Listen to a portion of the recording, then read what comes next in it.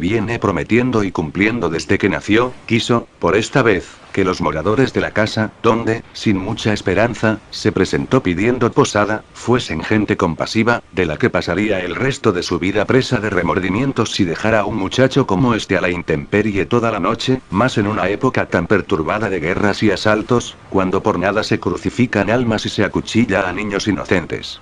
Jesús declaró a sus bondadosos alojadores que venía de Nazaret y que iba a Jerusalén, pero no repitió la mentira avergonzada que alcanzó a oír en boca de su madre, que iba a trabajar en un oficio, solo dijo que llevaba recado de interrogar a los doctores del templo sobre un punto de la ley que mucho importaba a su familia. Se sorprendió el dueño de la casa de que misión de tanta importancia hubiera sido encomendada a mancebo tan joven, aunque, como claramente se veía, ya entrado en la madurez religiosa, y Jesús explicó que tuvo que ser así, dado que él era el varón mayor de la familia, pero sobre el padre no dijo una palabra. Cenó con los de la casa y luego durmió en el cobertizo del patio, porque no había allí mejor acomodo para huéspedes de paso.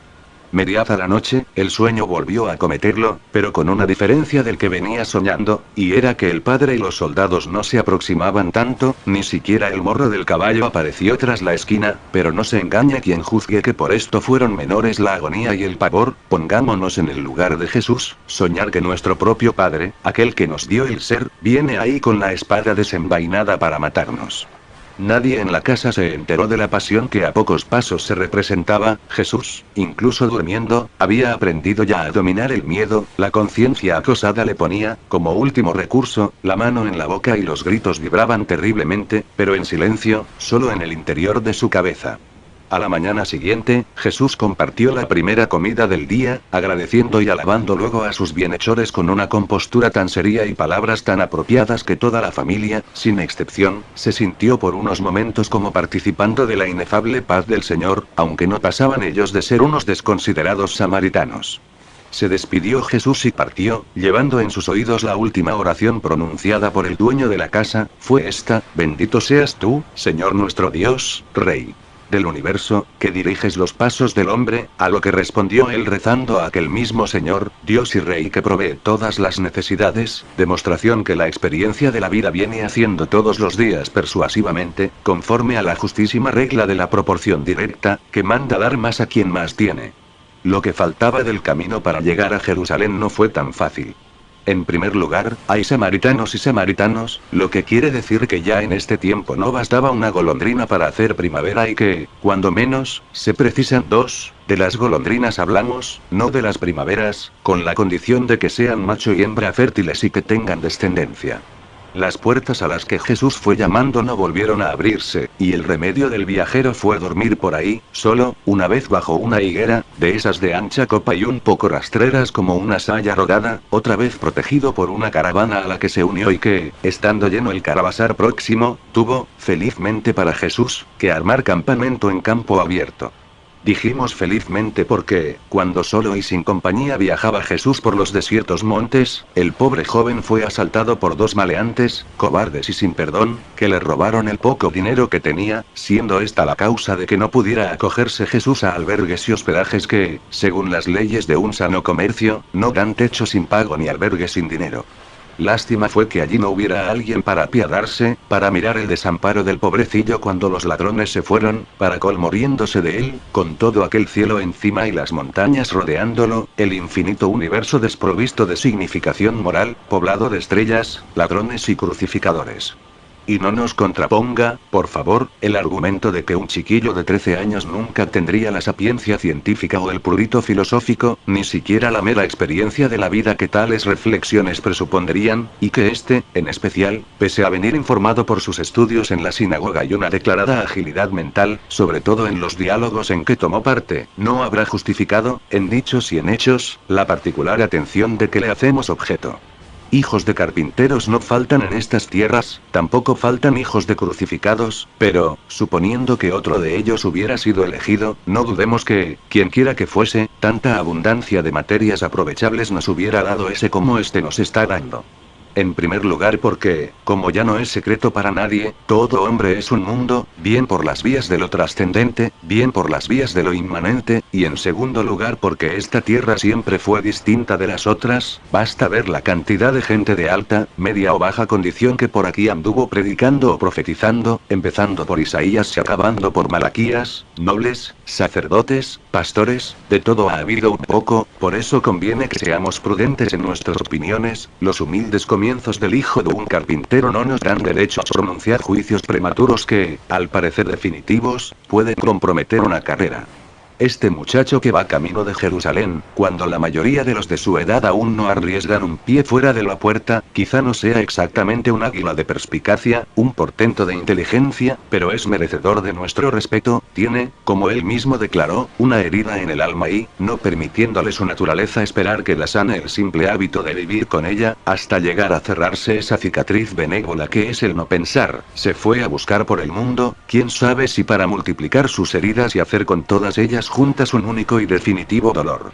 Es posible que estas suposiciones parezcan inadecuadas, no solo a la persona sino también al tiempo y al lugar, osando imaginar sentimientos modernos y complejos en la cabeza de un aldeano palestino nacido tantos años antes de que Freud, Jung, Grodek y Lacan vinieran al mundo, pero nuestro error, permítasenos la presunción, no es ni craso ni escandaloso, si tenemos en cuenta el hecho de que abundan, en los escritos que a estos judíos sirven de alimento espiritual, ejemplos tales y tantos que nos autorizan a pensar que un hombre, sea cual sea la época en que viva o haya vivido, es mentalmente contemporáneo de otro hombre de otra época cualquiera.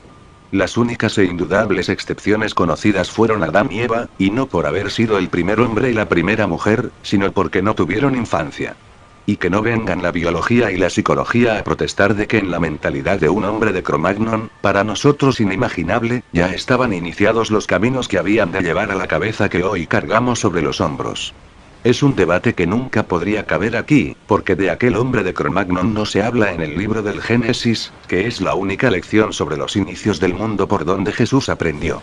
Distraídos por estas reflexiones, no del todo desdeñables en relación a las esencialidades del Evangelio que venimos explicando, nos olvidamos de acompañar, como sería nuestro deber, lo que aún faltaba del viaje del hijo de José a Jerusalén, a cuya vista ahora mismo acaba de llegar, sin dinero, pero a salvo, con los pies castigados por la larga jornada, pero tan firme de corazón como cuando salió por la puerta de su casa, hace 3 días.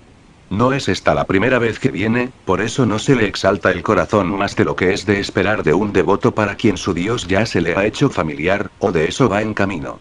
Desde este monte, llamado Getsemaní, que es lo mismo que decir de los olivos, se ve, desdoblado magníficamente, el discurso arquitectónico de Jerusalén, templo, torres, palacios, casas de vivir, y tan próxima parece estar la ciudad de nosotros que tenemos la impresión de poder alcanzarla con los dedos, a condición de haber subido la fiebre mística tan alto que el creyente y padeciente de ella acabe por confundir las flacas fuerzas de su cuerpo con la potencia inagotable del espíritu universal. La tarde va a su fin, el sol cae por el lado del mar distante.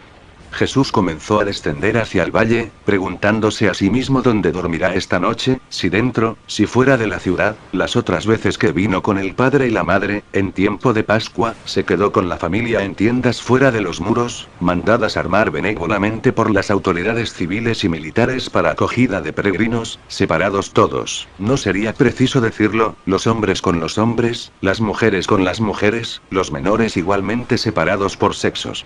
Cuando Jesús llegó a las murallas, ya con el primer aire de la noche, estaban las puertas a punto de cerrarse, pero los guardianes le permitieron entrar. Tras él retumbaron las trancas de los grandes maderos. Si Jesús tuviera alguna afligida culpa en la conciencia, de esas que en todo van encontrando indirectas alusiones a los errores cometidos, tal vez le viniera la idea de una trampa en el momento de cerrarse, unos dientes de hierro clavándose en la pierna de la presa, un capullo de baba envolviendo la mosca.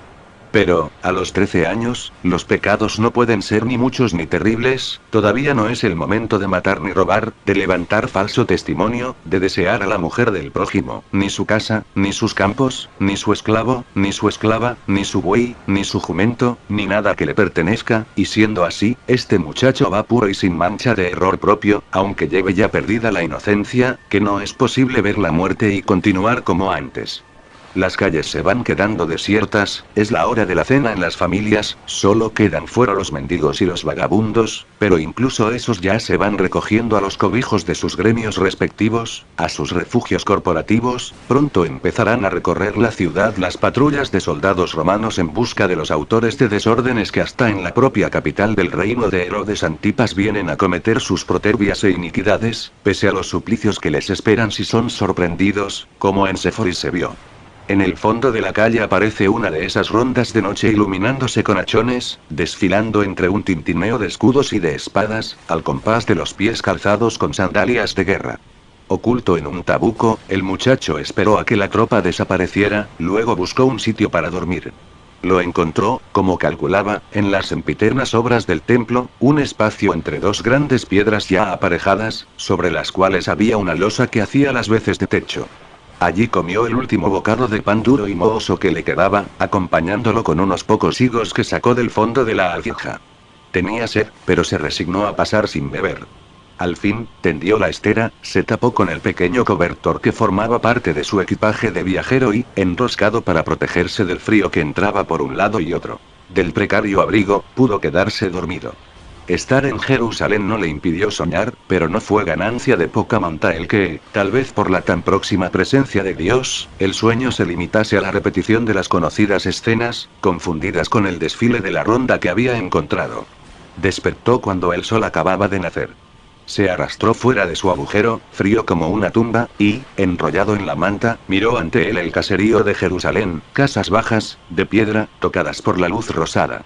Entonces, con una solemnidad mayor, por ser pronunciadas por boca del chiquillo que todavía es, dijo su oración: gracias te doy, Señor, nuestro Dios, Rey del universo, que, por el poder de tu misericordia, así me has restituido, viva y constante, mi alma.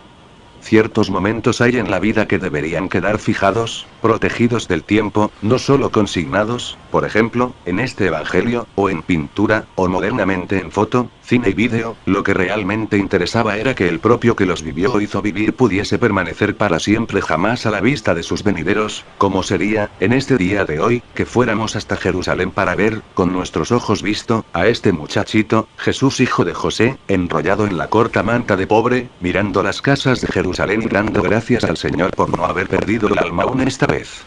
Estando su vida en el principio, que son 13 años, es de prever que el futuro le haya reservado horas más alegres o tristes que esta, más felices o desgraciadas, más amenas o trágicas, pero este es el instante que recogeríamos para nosotros, la ciudad dormida, el sol parado, la luz intangible, un muchachiuto mirando las casas, enrollado en una manta, con una alforja a sus pies y el mundo todo, el de cerca y el de lejos, suspenso, a la espera.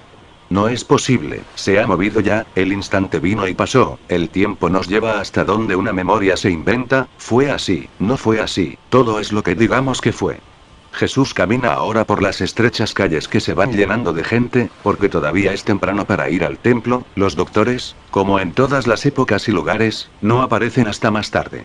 Ya no nota el frío, pero el estómago da señales. 2 higos que le quedaban sirvieron solo para abrir el flujo de saliva. El hijo de José tiene hambre. Ahora sí le hace falta el dinero que le robaron aquellos malvados, pues la vida en la ciudad no es como la holganza de andar silbando por los campos a ver lo que dejaron los labradores que cumplen las leyes del Señor. Pero Vigratía, cuando procedas a la siega de tu campo y te olvides algún haz, no vuelvas atrás para llevártelo. Cuando varees tus olivos, no vuelvas para recoger lo que quedó en las ramas. Cuando vendimies tu viña, no la repases para llevarte los racimos que quedaron. Todo esto lo deberás dejar para que lo recojan los extranjeros, el huérfano y la viuda. Recuerda que has sido esclavo en tierras de Egipto.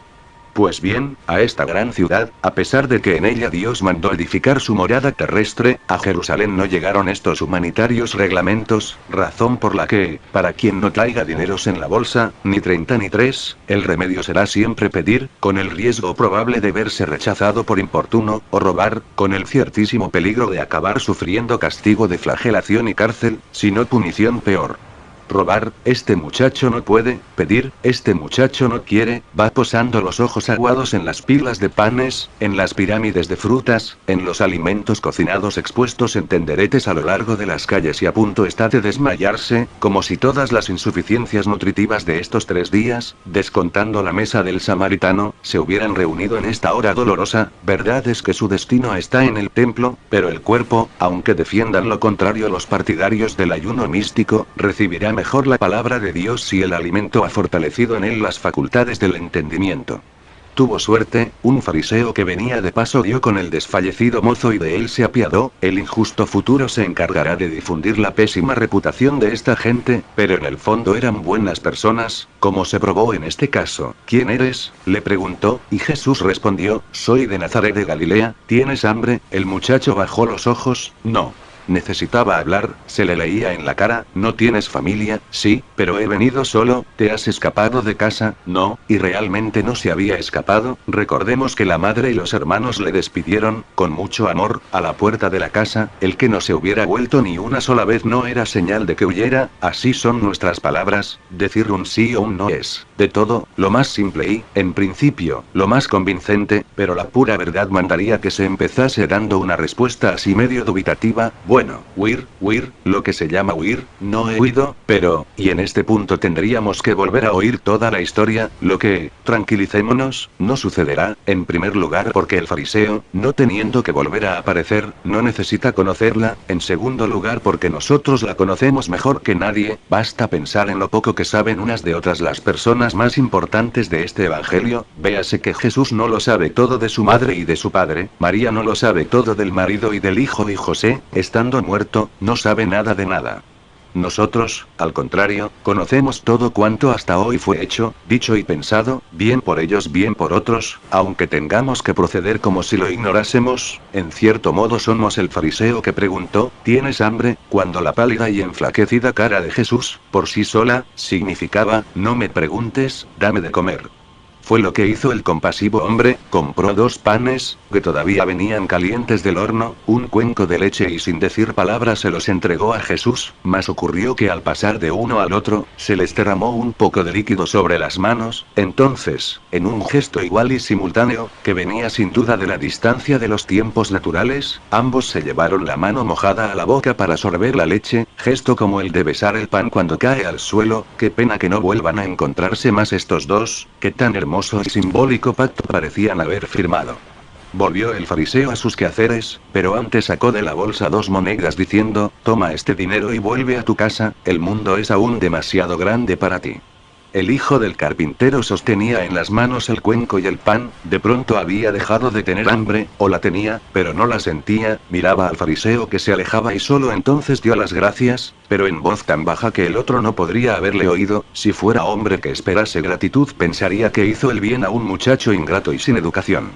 Allí mismo, en medio de la calle, Jesús, cuyo apetito regresó de un salto, comió su pan y bebió su leche y luego fue a entregar el cuenco vacío al vendedor, que le dijo, está pagado, quédate con él. ¿Es costumbre en Jerusalén comprar la leche con el cuenco? No, pero este fariseo lo ha querido así. Nunca se sabe lo que un fariseo tiene en la cabeza. Entonces puedo llevármelo, te lo he dicho ya, está pagado.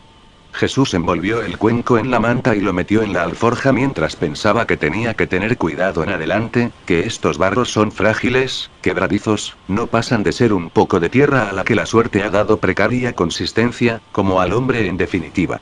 Alimentado el cuerpo, despierto el espíritu, Jesús orientó sus pasos hacia el templo. Había ya mucha gente en la explanada de la que partía la difícil escalera de acceso.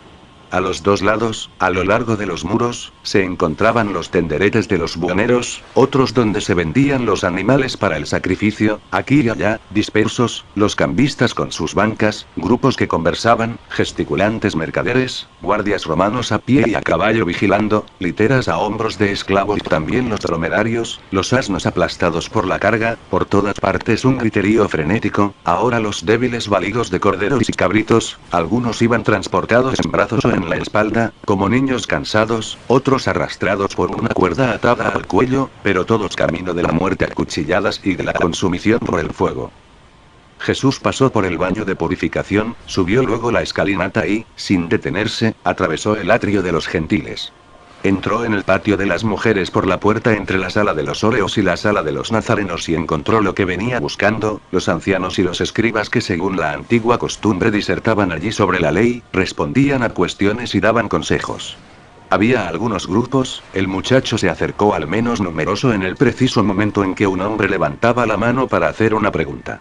El escriba asintió con una señal y el hombre dijo, explícame, te lo ruego, si debemos entender, palabra por palabra, sentido por sentido, tal como está escrito, las leyes que el Señor dio a Moisés en el monte Sinaí, cuando prometió hacer reinar la paz en nuestra tierra y que nadie perturbaría nuestro sueño, cuando anunció que haría desaparecer de entre nosotros a los animales nocivos y que la espada no pasaría por nuestra tierra, y también que persiguiendo nosotros a nuestros enemigos, caerían ellos bajo nuestra espada, 5 de los vuestros perseguirán a 100, y 100 los vuestros perseguirán a 10.000, dijo el Señor, y vuestros enemigos caerán bajo vuestra espada.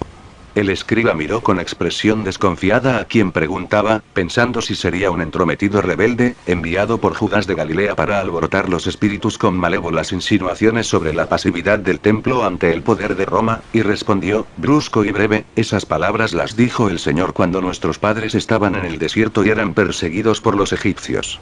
El hombre volvió a levantar la mano, señal de otra pregunta, debo entender que las palabras pronunciadas por el Señor en el monte Sinaí solo valían para aquellos tiempos, cuando nuestros padres buscaban la tierra de promisión, si así lo has entendido, no eres un buen israelita, la palabra del Señor valió, vale y valdrá para todos los tiempos, pasados y futuros, la palabra del Señor estaba en la mente del Señor desde antes de que hablase y en ella continúa después de haber callado, fuiste tú quien dijo lo que a mí me prohíbes pensar, ¿qué piensas tú, que el Señor consiente que nuestras espadas no se levanten contra la fuerza que nos está oprimiendo, que 100 de los nuestros no se atreven contra 5 de ellos, que 10.000 judíos tienen que encogerse ante 100 romanos? Estás en el templo del Señor y no en un campo de batalla, el Señor es el Dios de los ejércitos, pero recuerda que el Señor impuso sus condiciones, ¿cuáles? Si cumplís mis leyes, si guardáis mis preceptos, dijo el Señor, ¿y qué leyes no cumplimos, y qué preceptos no guardamos para tener que aceptar por justa y necesaria, como castigo de pecados, la dominación de Roma? El Señor lo sabrá, sí, el Señor lo sabrá, cuántas veces el hombre peca sin saberlo, pero explícame por qué se sirve el Señor del poder de Roma para castigarnos, en vez de hacerlo directamente, cara a cara con aquellos a quienes eligió para formar su pueblo. El Señor conoce sus fines, el Señor elige sus medios. ¿Quieres decir entonces que es voluntad del Señor que los romanos manden en Israel? Sí, si es como dices, tendremos que concluir que los rebeldes que andan luchando contra los romanos están también luchando contra el Señor y su voluntad. Concluyes mal, y tú te contradices, escriba, el querer de Dios puede ser un no querer y su no querer, su voluntad. Solo el querer del hombre es verdadero querer y no tiene importancia ante Dios, así es. Entonces, ¿el hombre es libre? Sí, para poder ser castigado.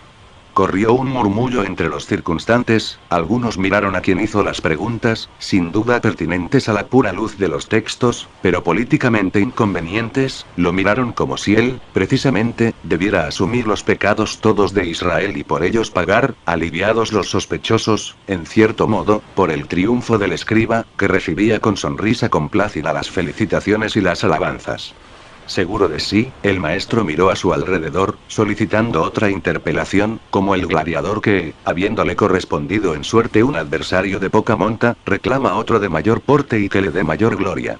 Otro hombre levantó la mano, otra pregunta se presentaba, el Señor habló a Moisés y le dijo, el extranjero que reside con vosotros será tratado como uno de vuestros compatriotas y lo amarás como a ti mismo, porque también vosotros fuisteis extranjeros en tierras de Egipto, eso dijo el Señor a Moisés. No acabó, porque el escriba, animado por su primera victoria, lo interrumpió con ironía, supongo que no es tu idea preguntarme por qué no tratamos nosotros a los romanos como compatriotas, dado que son extranjeros, te lo preguntaría si los romanos nos tratasen a nosotros como compatriotas suyos, sin preocuparnos, ni nosotros ni ellos, de otras leyes y otros dioses. También tú vienes aquí a provocar la ira del Señor con interpretaciones diabólicas de su palabra, interrumpió el escriba, no, solo quiero que me digas si de verdad verdad piensas que cumplimos la palabra santa cuando los extranjeros lo sean, no con relación a la tierra donde vivimos, sino a la religión que profesamos? ¿A quién te refieres en particular? A algunos hoy, a muchos en el pasado, quizá a muchos más mañana. Sé claro, por favor, que no puedo perder el tiempo con enigmas ni parábolas. Cuando vinimos de Egipto, vivían en la tierra que llamamos Israel otras naciones a las que tuvimos que combatir. En aquellos días los extranjeros éramos nosotros, y el Señor nos dio orden de que matásemos y aniquilásemos a quienes se oponían a su voluntad. La tierra nos fue prometida, pero tenía que ser conquistada, no la compramos, ni nos fue ofrecida, y hoy está bajo un dominio extranjero que estamos soportando. La tierra que habíamos hecho nuestra dejó de serlo. La idea de Israel mora eternamente en el espíritu del Señor, por eso donde quiera que esté su pueblo, reunido o disperso, ahí estará la Israel terrenal. De ahí se deduce, supongo, que en todas partes donde estemos nosotros, los judíos, siempre los otros hombres serán extranjeros, a los ojos del Señor, sin duda, pero el extranjero que viva con nosotros será, según la palabra del Señor, nuestro compatriota y debemos amarlo como a nosotros mismos porque fuimos extranjeros en Egipto. El Señor lo dijo, concluyó, entonces, que el extranjero a quien debemos amar es aquel que, viviendo entre nosotros, no sea tan poderoso que nos oprima, como ocurre, en los tiempos de hoy, con los romanos. ¿Concluyes bien? Pues ahora vas a decirme, según lo que tus luces te aconsejen, si llegáramos un día nosotros a ser poderosos, ¿permitirá el Señor que oprimamos a los extranjeros a quienes el mismo Señor mandó amar? Israel no podrá querer sino lo que el Señor quiere, y el Señor, por el hecho de haber elegido a este pueblo, querrá todo cuanto sea bueno para Israel, aunque sea no amar a quien se debería amar. Sí, si esa fuera finalmente su voluntad, de Israel o del Señor, de ambos, porque son uno, no violarás el derecho del extranjero. Palabra del Señor, cuando el extranjero lo tenga y se lo reconozcamos, dijo el escriba. De nuevo se oyeron murmullos de aprobación que hicieron brillar los ojos del escriba como los del vendedor de Pancracio, o los de un discóbolo, un reciario, un conductor de carros. La mano de Jesús se levantó. A ninguno de los presentes le sorprendió que un muchacho de esta edad se presentase a interrogar a un escriba o a un doctor del templo, pues siempre ha habido adolescentes con dudas. Desde Caín y Abel, en general hacen preguntas que los adultos reciben con una sonrisa de condescendencia y una palmadita en la espalda. Crece, crece y verás cómo esto no tiene importancia, y los más comprensivos dirán, cuando yo tenía tu edad también pensaba así. Algunos de los presentes se alejaron, otros se disponían a hacerlo, ante la apenas oculta contrariedad del escriba que veía escapársele un público hasta entonces atento, pero la pregunta de Jesús hizo que se volvieran algunos que pudieron oírla. Quiero saber sobre la culpa. ¿Hablas de una culpa tuya? Hablo de la culpa en general, pero también de la culpa que yo pueda tener incluso sin haber pecado directamente. Explícate mejor, dijo el Señor, que los padres no morirán por los hijos ni los hijos por los padres, y que cada uno será condenado a la muerte por su propio delito. Así es, pero debes saber que se trataba de un precepto para aquellos antiguos